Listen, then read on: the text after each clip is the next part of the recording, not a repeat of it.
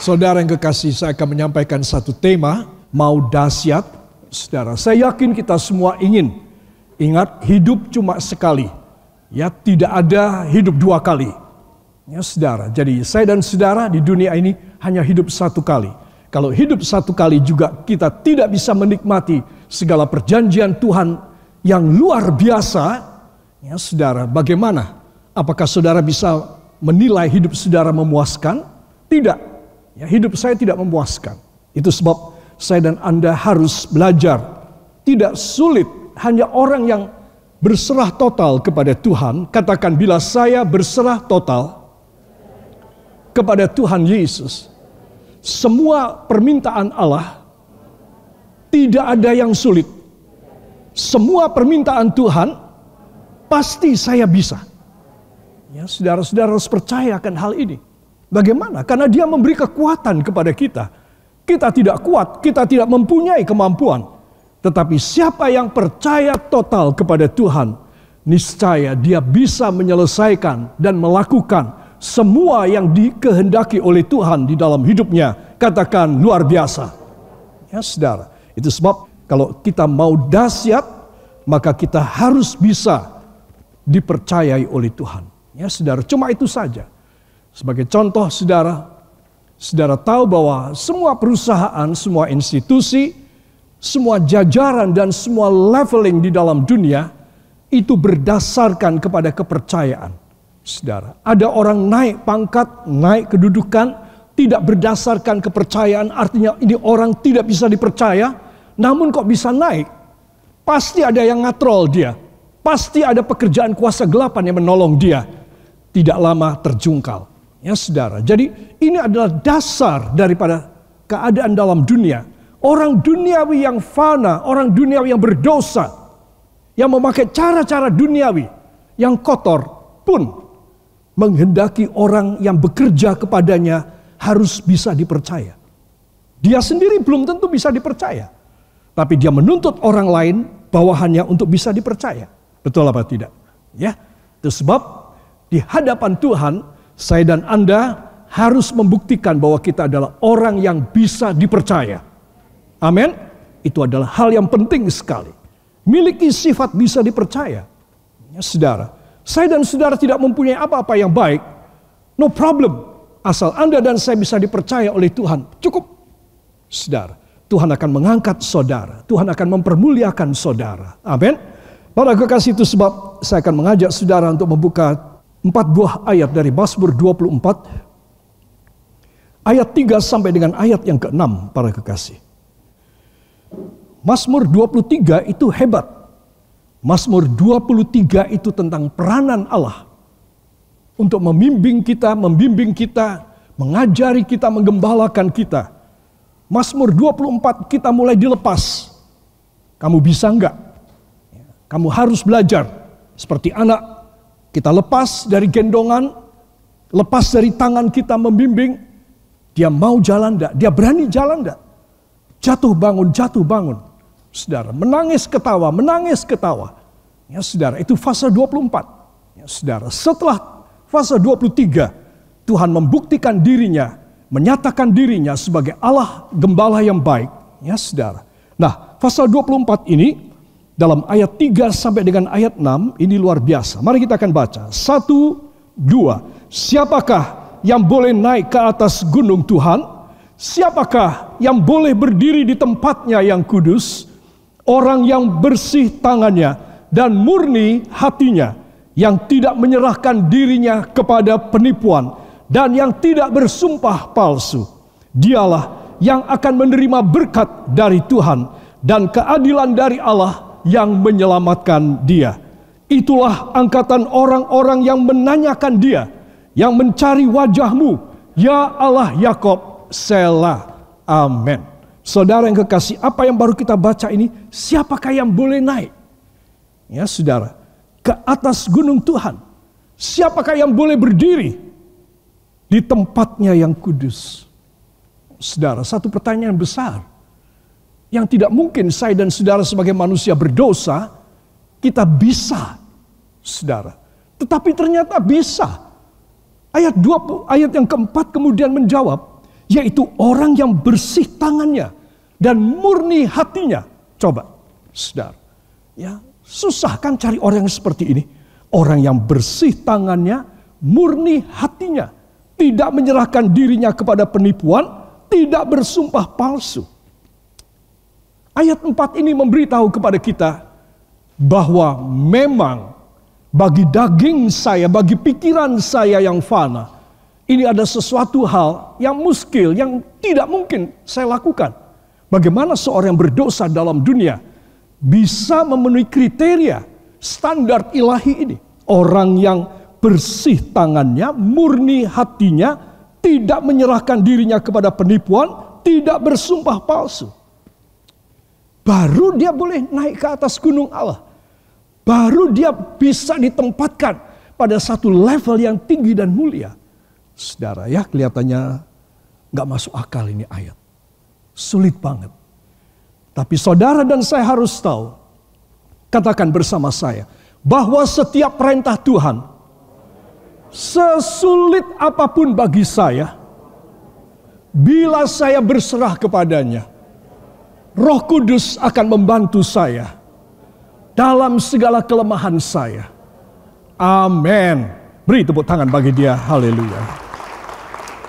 Ya, saudara, Roh Kuduslah yang memungkinkan kita sehingga kita bisa melakukan. Saudara, kita tidak dengan kemampuan sendiri, tetapi Roh Kuduslah. Itu sebab orang yang berserah kepada Tuhan, sekali lagi saya katakan, ini orang mempunyai prioritas dari Tuhan untuk dia mendapatkan uluran tangan yang prioritas dari Tuhan. Supaya apa? Supaya dia bisa melakukan firman. Saudara, bukan orang yang sudah puluhan tahun menjadi pendeta ataupun puluhan tahun menjadi pengerja gereja ataupun menjadi pelayan sidang. Bukan orang yang berkorban begitu banyak luar biasa. Tapi orang yang total kepada Tuhan. Saudara, saudara tahu bedanya. Maka kepada orang ini, saudara, Tuhan memberitahu kepada orang ini, dia boleh naik ke atas gunungku, ya, dan aku akan menempatkan dia di tempatku yang kudus. Saudara, apa tempat yang kudus? Tempat yang kudus adalah sorga, saudara. Terus bukan orang yang hanya percaya saja masuk sorga, tetapi orang yang percaya dan melakukan firman, baru dia masuk ke sorga. Katakan amin. Jadi saudara dan saya harus tahu bahwa kriteria dan standar ilahi itu memang tinggi. Gak mungkin saya dengan manusiawi dan daging saya, keinginan nafsu saya, pikiran saudara, cita-cita saudara, nafsu saudara bisa mencapai. Tidak bisa.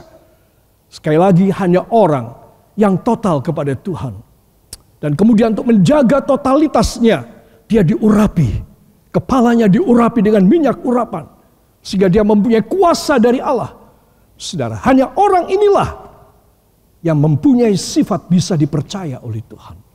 Saudara, tidak mungkin saya hanya berdoa dan menyanyi saja saya bisa dipercaya oleh Tuhan, omong kosong. Saudara, saya harus membuktikan apakah saya seorang anak Tuhan yang bisa dipegang sama Tuhan. Saudara, ini hal penting sekali. Karena di akhir zaman, saudara mesti tahu bahwa orang-orang pilihan pada berguguran. Sepertiga bintang dalam kitab Wahyu dikatakan akan gugur ke bumi. Jatuh seperti meteor. Saudara.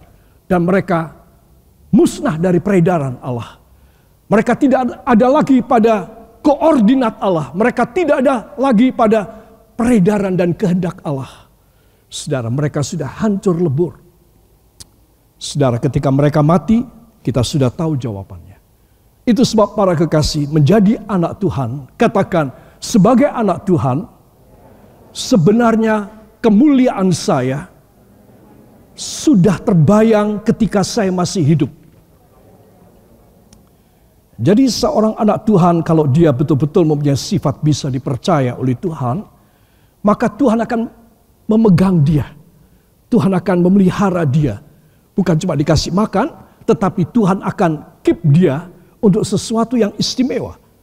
Bayangkan seseorang anak Tuhan percaya kepada Tuhan, berkorban mengembalikan persepuluhan kepada Tuhan, saudara, pada akhirnya dia gagal. Saudara, jangan sampai ini orang tidak bisa dipercaya, saudara.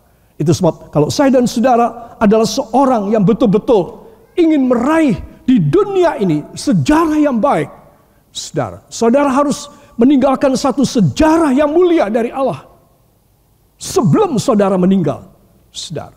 Kalau itu bisa terjadi, maka saudara menjadi satu orang yang benar-benar bintang itu tidak gugur sampai kekal selamanya di dalam kerajaan Allah. Yang mau beri tepuk tangan bagi dia, haleluya.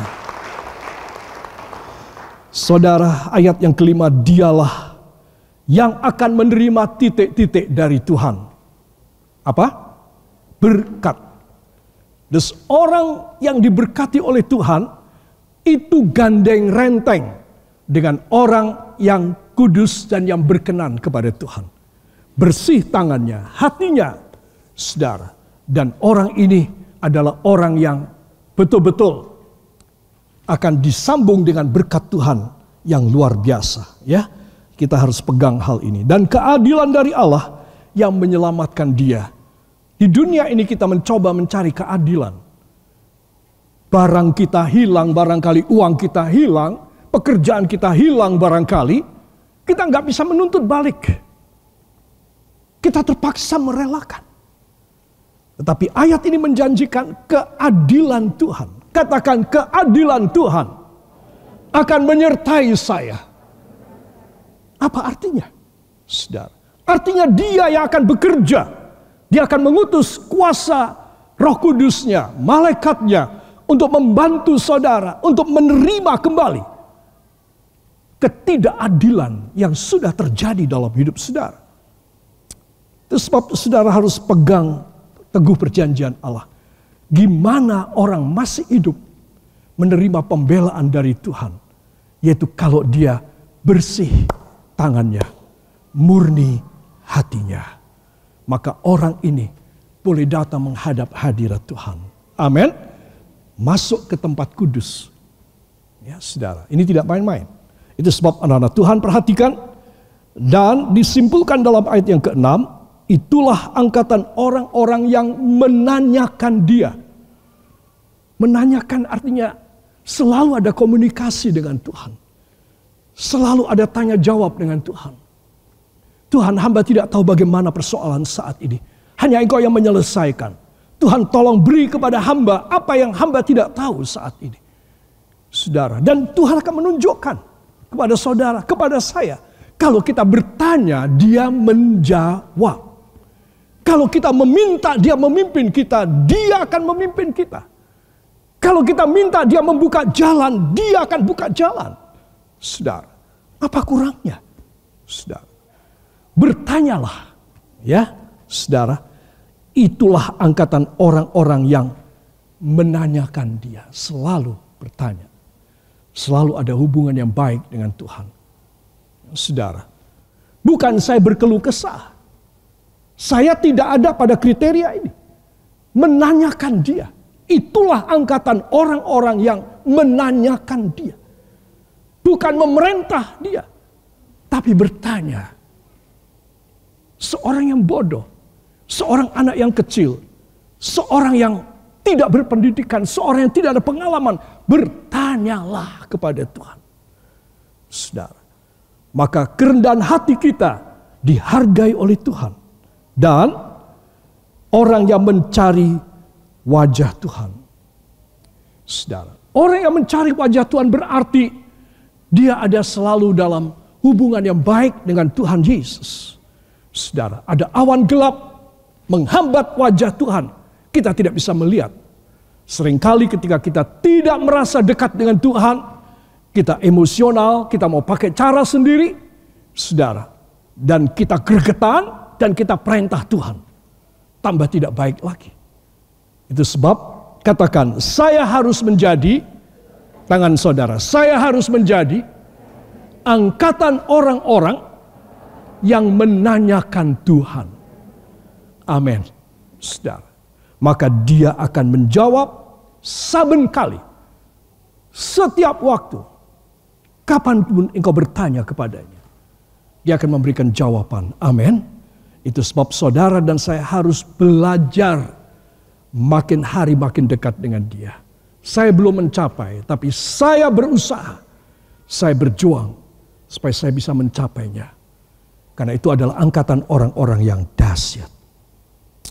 Yang menanyakan Tuhan. Bersih tangannya, suci hatinya. Sudah kurang apa lagi? Kurang apa lagi saya mau tanya? Tidak ada lagi.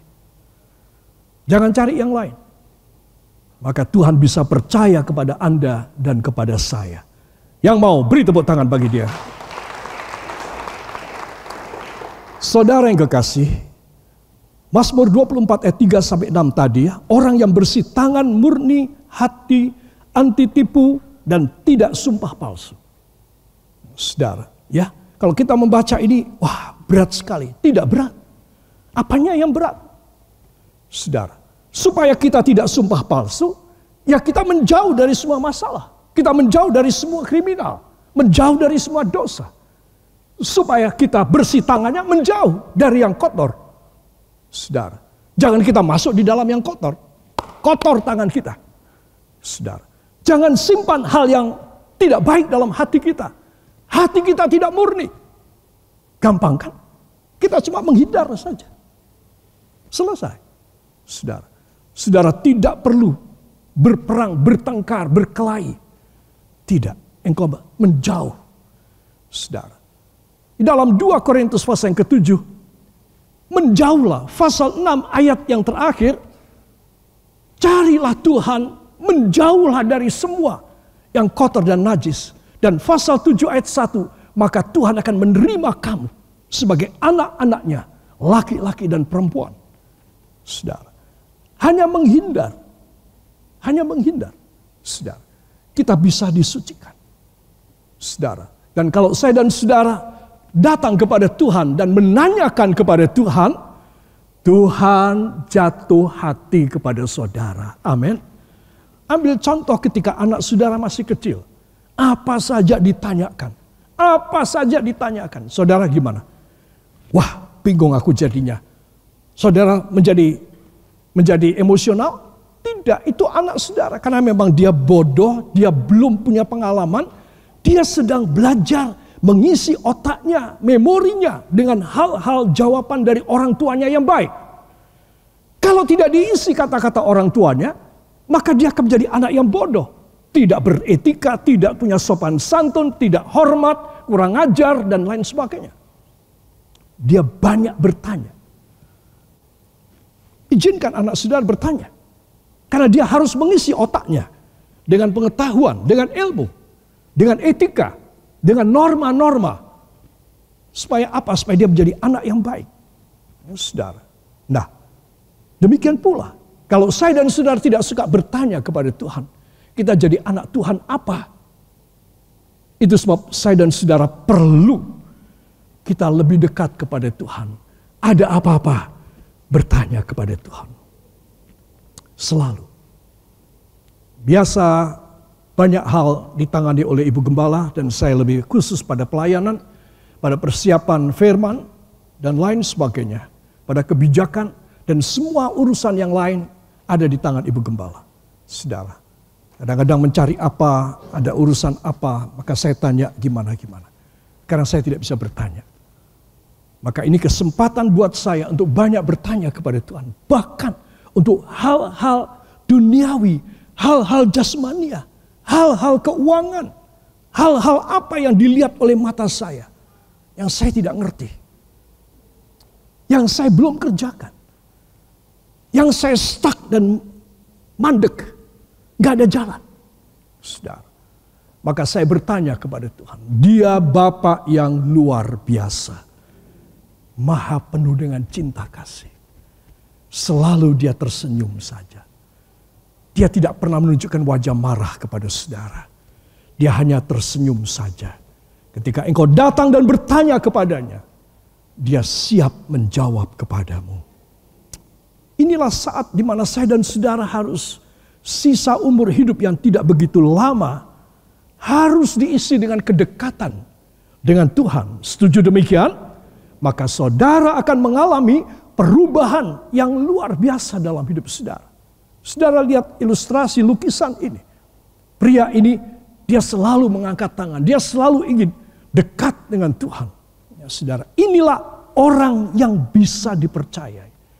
Saudara, sepertinya dalam hatinya ya isinya cuma kata-kata Tuhan, petunjuk dari Tuhan, jawaban Tuhan. Itu aja. Saudara, ada apa-apa dia bertanya kepada Tuhan.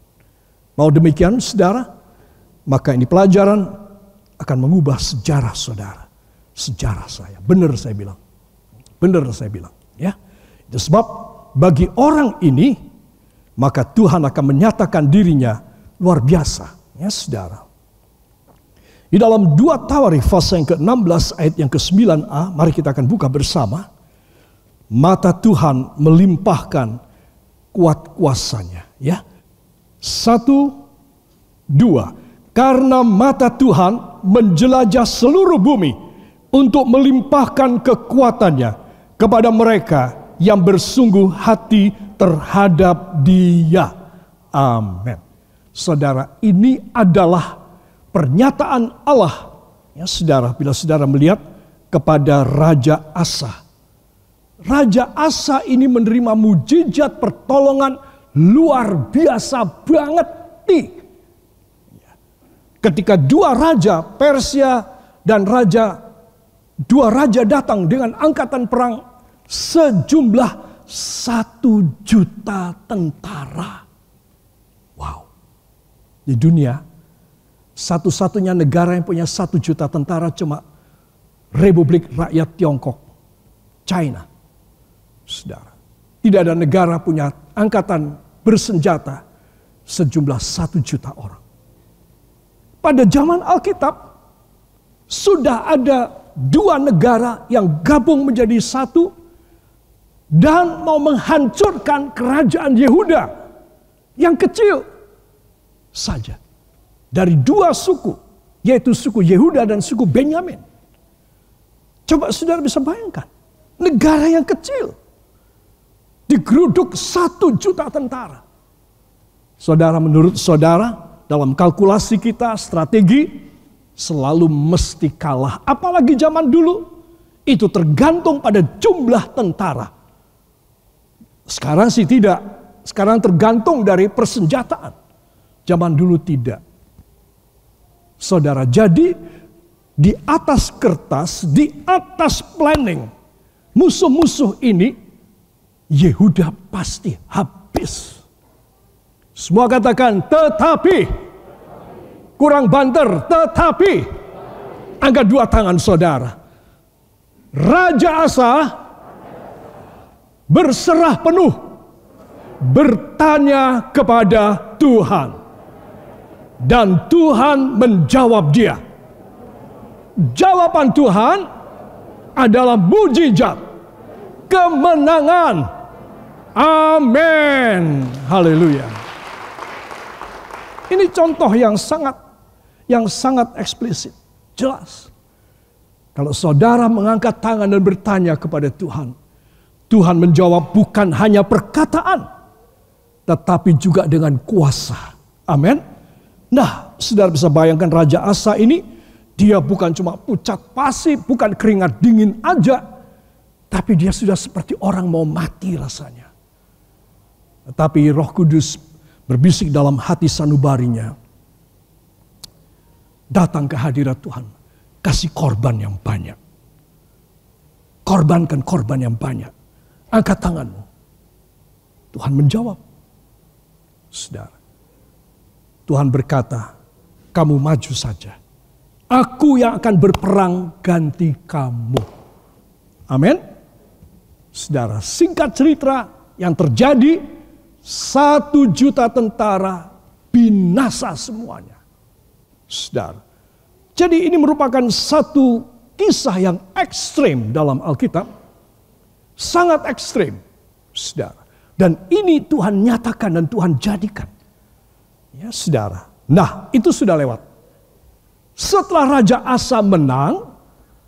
Wah, raja-raja yang lain pada datang sama dia. Raja Asa, apa rahasianya kamu? Musuhmu itu 1 juta bisa kamu kalahkan.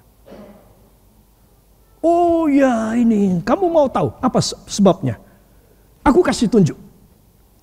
Raja-raja yang datang kepadanya bertanya kepadanya, dia bawa ke markas-markas, ke tempat-tempat dari markas-markas tentaranya, gudang-gudang senjatanya. Dia bilang, lihat, aku punya senjata begini bagus.